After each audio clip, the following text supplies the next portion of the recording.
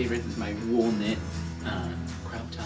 I love this thing so much. It's very like rehearsal friendly and all sorts of weirdness. I just dress comfy. Like that really is my whole thing. I've always just wanted to I just have these shirts that always start conversations, I feel. I got this on tour when I was touring with Rudolph, and it was like a Secret Santa gift. And I just love it. Well, it's funny, this came kind of at the way end, for our Secret Santa reveal, but I pretty much wore it for the last 3 nights that I was. What else do I have that's just full of stories? I've always had this affinity for Hawaiian shirts. Since I'm from Miami, wearing a Hawaiian shirt kind of channels something. It's very evocative of a certain mood, of a certain feeling, and I just love the feeling of being on a vacation. You see all the major retailers selling these big floral patterns for summer and spring, but they're always so ridiculously expensive, and I'm just go to Goodwill. Every single one of these I bought at a Goodwill for less than $5, and they look so much cooler than anything you'll get at a retailer. I mean, and it already comes with a story. It's gonna sound so cliche, but I like to reflect on the outside how I'm feeling on the inside. In my mind, I'm always very relaxed and I'm always very chill, and I like people around me to feel relaxed.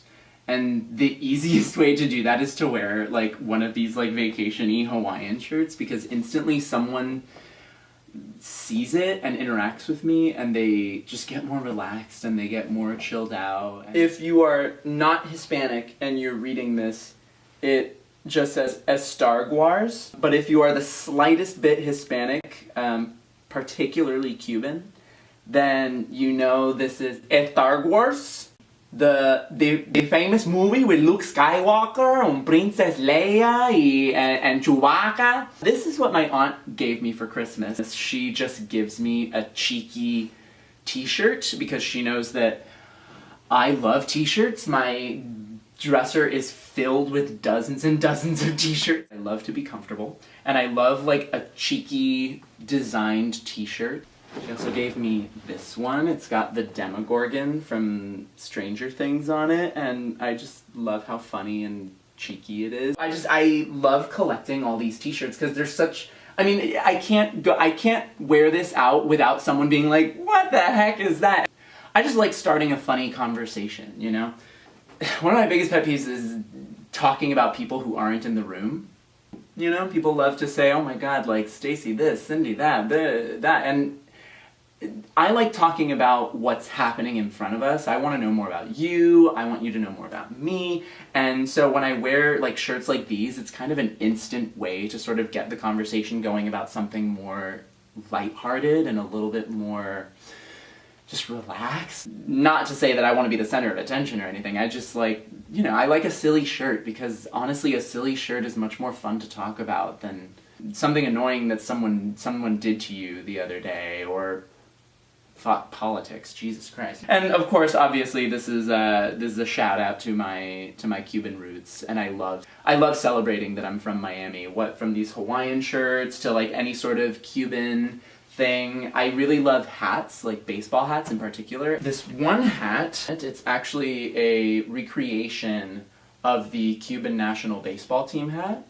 I got it at Guerin Bros. I love them. I think they make really high quality hats, but I saw this on display at one of their stores, and the minute I saw it, I was like, must have that. I know, you would never think I'm Cuban. I'm one of the rare redheaded Cubans. My dad is Scottish, and my mom, she was born in Puerto Rico, but my grandparents are from Cuba. I guess I'm Puerto Rican, Cuban, Scottish. I saw this hat, and again, another celebration of where I'm from, and that is something that I really try to echo in what I wear, really. What I wear is either a celebration of where I'm from, or a celebration of where I'm going. I live in the present up here, but when it comes to what I'm wearing, I'm very much about how can I celebrate where I'm from, or how can I inspire myself to go somewhere new and exciting. Be present up here, but sort of do everything to sort of move myself forward is kind of my philosophy behind what I wear. It's a cute hat. It's a really cute hat. I love hats just in general.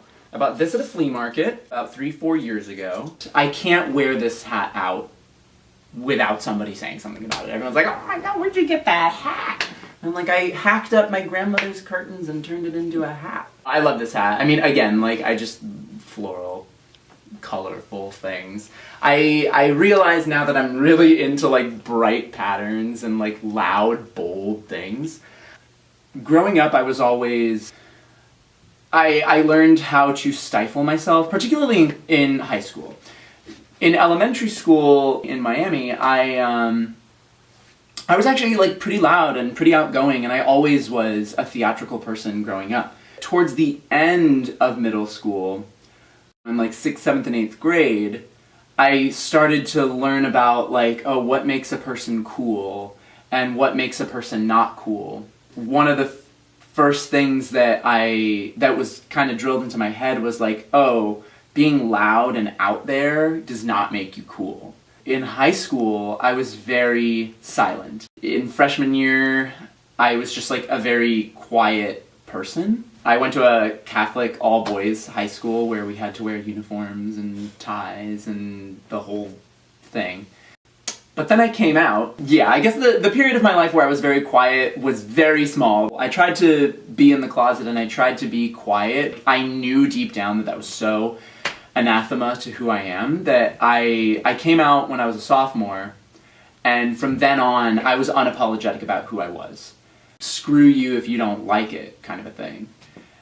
I learned to channel that outgoingness in what I wear and how I acted. College was another, my life has just been nothing like this for the past 12 years. High school was very much down and then kind of up, and then college was down and then kind of up, and then my life here in LA has been down and then kind of up again. I'm at a point right now where I've been here for 4 or 5 years, and it's another 4-year cycle in my life. High school was 4 years, college was this 4-year cycle, and I just finished 4 years here in LA. I feel like there's some cosmic thing happening in my life where, okay, you've reached the end of another 4-year cycle, what's going to be the hallmark of this next one?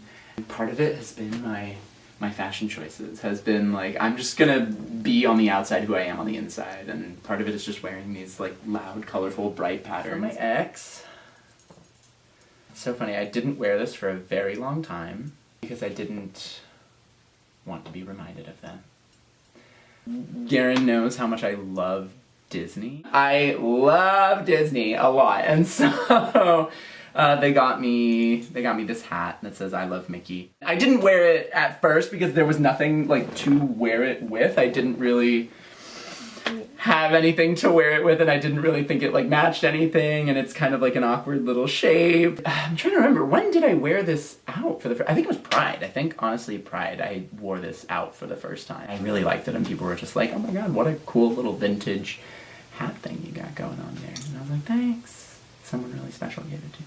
I love sunglasses, just in general. These are just 2 of my favorite pairs. I have a thing for aviators, so I have a very long face. I find that glasses can be swallowed up by my face. And my general rule of thumb when finding glasses that are the right proportion for my face is if I smile and my cheeks touch the bottom of it, then they're the right size. I found these at Crossroads. I was shopping around for Pride, and this summer I've been really into the color pink. As fierce and fabulous as these glasses look, they are proportionally bad at UV protection. I just got these because they were also at Crossroads. I was looking for cat-eye sunglasses, and I couldn't find the right ones, and then when I found these, they were white and pink, and I was like, okay, gotta get them. There's no way I can say no to these. My friend Joe McGraw made this for me because we were Elphaba and Glinda for Halloween. He's very big on Halloween, and we went to Santee Alley and we were shopping for fabrics, and we found this one that was just, oh my god, this is exactly it. This is 110% what this needs to be made of, because it just looks like a Glinda bubble. And so, but it stayed in my closet for such a long time that I was like, I don't know what the heck I'm gonna wear this to. And then Pride came around, and I was like, that's what I'm gonna do. And so I wore this, and I wore like a mesh crop top to this party called Bears in Space. It's such a fun party because it's such a celebration of like the alternative queer scene, really. And so the last Bears in Space I went to, I remember seeing this one person there who was wearing like, it was obviously like a blue tulle skirt, but he had like pulled it up and turned it into like a halter kind of thing. And it was just this fabulous big flowy moment that they were having. And I was just like, I want to have that moment too. And I was like, I have just the skirt to do it. I wore this with a mesh crop top, but I knew I didn't want to wear a shirt with it. I got there and I like ripped off all my clothes and I was just wearing this skirt and these glasses and a pair of really painful heels. Heels on like tar in a parking lot. I had never related to women so hard as when I was walking home from that party. In Miami, we have a phrase called pata sucia, which is like a serious term of derision, like you never ever ever go barefoot in public, otherwise you're labeled as a dirty duck. But we were walking home from this party and my feet are killing me, and I was like, I can't anymore, and I rip them off and I'm just walking, and I was just like the biggest sigh of relief walking down in the middle of the road with no shoes on, and I was like, oh my god, I understand now, I get it. Never again will I criticize any woman for taking off their heels and just walking around como una pata sucia, because listen, it's sometimes it's better than being a clean duck. Una pata limpia. Summer a year ago, I was in a little teeny tiny town called Sheridan, Wyoming. And I was working at the Wyoming Theater Festival with a couple of my really close friends. I just love being out there in the middle of nowhere, in a place where you would normally never ever ever find yourself, because you learn so much about yourself when you're out of your comfort zone. We were rehearsing for a musical, we had a Sunday off, and we saw that this church had a big old, like a sale, like a sort of, they said, all our clothes are free today. Take what you can, don't look back. We were like, all right, fine. We're in the basement of this church, and 99% of everything is absolutely heinous. Then I found this vest, which I'm casually obsessed with. From On the Verge, I don't even know what that is. It looks like a carpet bag turned into a vest, and it's got like fishing, images of fishing on it. It was so alien to me, and that's why I really loved it. I don't really wear vests very often, I don't wear this fabric very often, I don't wear this like sort of thing often, but I loved how alien it was, and it looked so cool, and it looked so like retro-y, and it's so middle America, and this looks like something like Grandpa would wear, and I really kind of like grandfather fashion. Also found, again, I love hats, and I just found this hat, it just says the Forbidden City on it. Clearly someone got this on a trip to China. Yeah, it even has a Chinese tag on it, and I was just like, why not? I don't have a red hat, so might as well buy it. And I look like I'm somebody's nephew going on a fishing trip with them to like a local watering hole. But I like it. Like I don't think it looks bad, and it's always such a conversation starter. You look at someone wearing this and you're like, that person is really chill. Like this person probably doesn't like worry about a lot of things. Certainly not about how they look.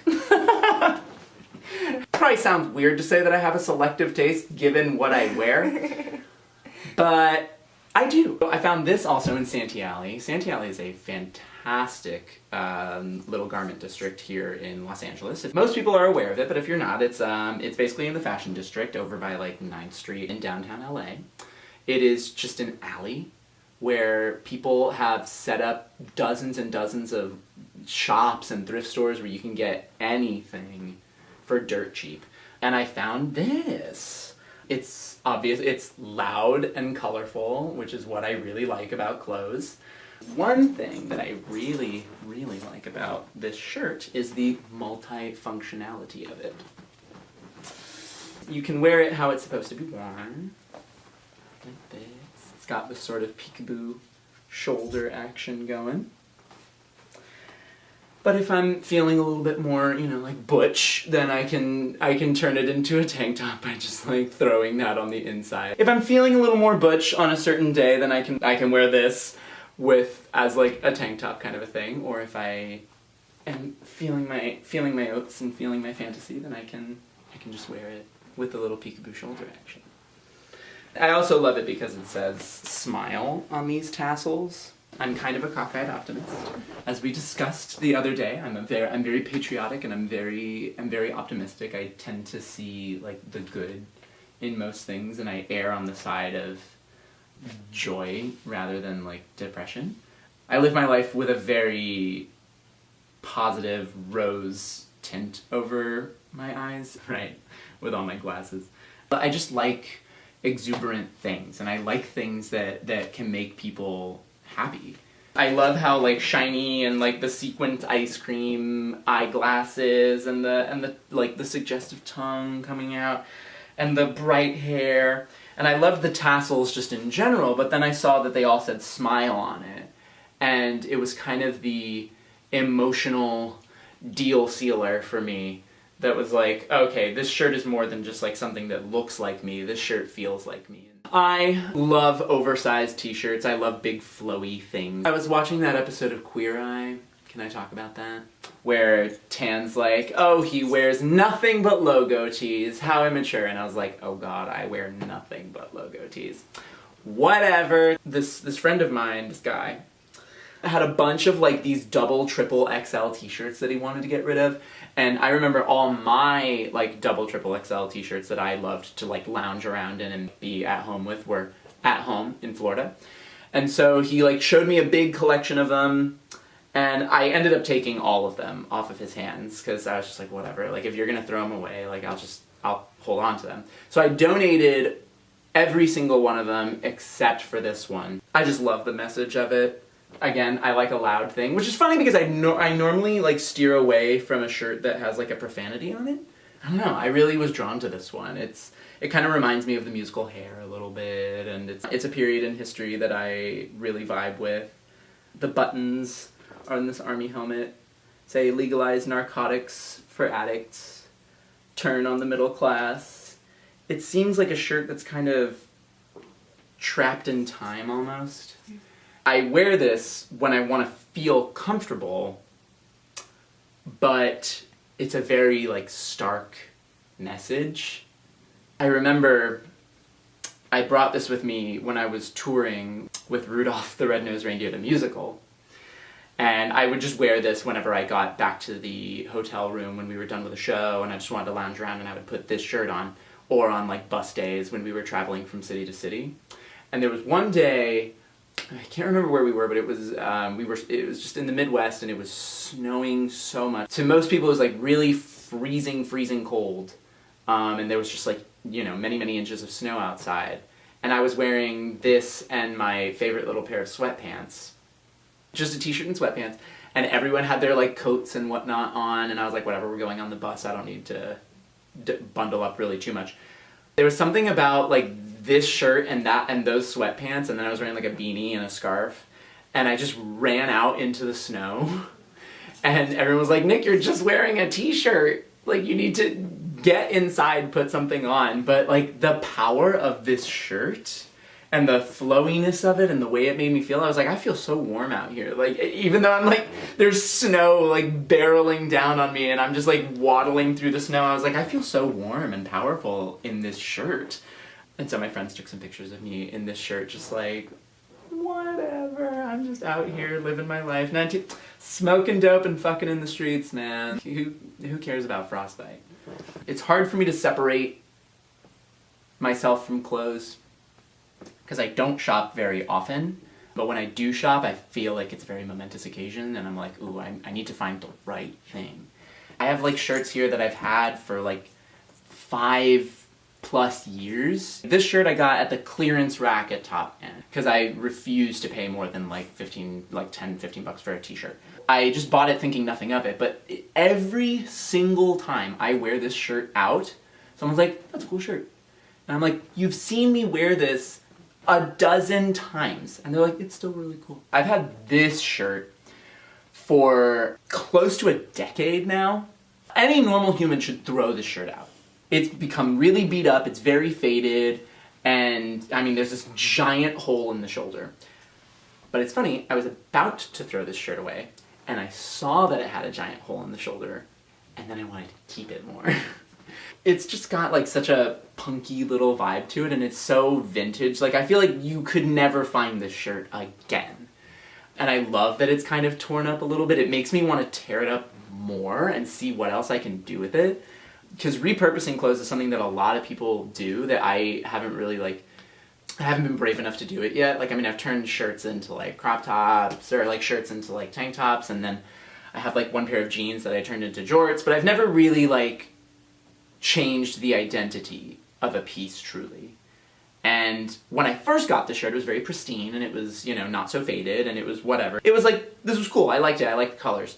But now it's so much more than that. Like, this shirt's been with me for such a long time, and I don't even wear it out all that often, but when I want to communicate a certain thing, like when I don't give a fuckness, or like some kind of mood like that, I'll put this on, and I'm feeling like maybe I do want to like add more holes to it and just make it kind of ridiculous.